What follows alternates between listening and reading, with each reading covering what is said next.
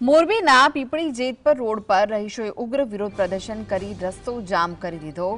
માનસધામ 1 અને 2 ત્રિલોકધામ સોસાયટીના આશરે 400 જેટલા મકાન ધારકોએ 8 બિલ્ડરો સામે છેતરપિંડીનો ગંભીર આક્ષેપ કર્યો।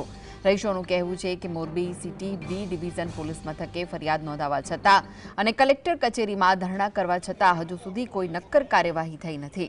પોલીસની ઢીલી કામગીરીથી નારાજ થયેલા લોકોએ રસ્તા પર ઉતરી સૂત્રોચ્ચાર કર્યા, જેના પગલે ટ્રાફિકના દ્રશ્યો સર્જાયા। અસરગ્રસ્તોએ ચીમકી ઉચ્ચારી કે જ્યાં સુધી ગુનેગારો બિલ્ડર સામે કડક પગલાં નહીં લેવાય ત્યાં સુધી તેમની લડત ચાલુ રહેશે।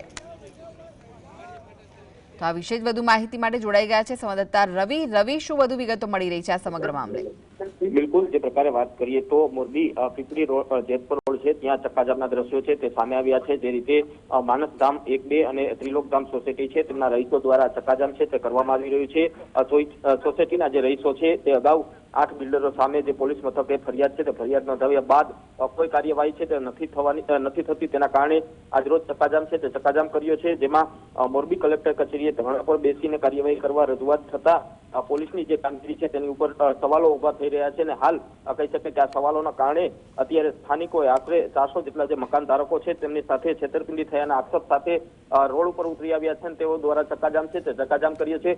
હાલ તો પોલીસ દ્વારા તમામ લોકોને છે સમજાવવાનો પ્રયત્ન છે તે હાથ ધરવામાં આવ્યો છે, જ્યારે Morbi city B division police મથકે 8 બિલ્ડરો સામે જે ફરિયાદ નોંધાઈ છે તેમાં યોગ્ય કાર્યવાહી અને ઝડપથી કાર્યવાહી કરવાની માંગ સાથે અત્યારે આ જે લોકો છે તે અત્યારે રોડ ઉપર ઉતરી આવ્યા છે। જી રવિ, પોલીસ દ્વારા કેમ કોઈ કાર્યવાહી નથી થઈ રહી? શું પોલીસની આ બિલ્ડરો સાથે કોઈ સાંઠગાંઠ છે?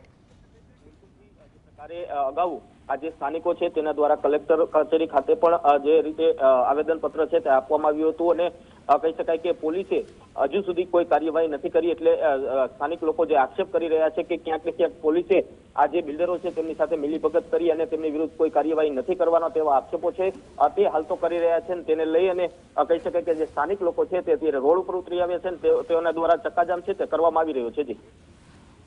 જી આભાર રવિ, માહિતી આપવા માટે।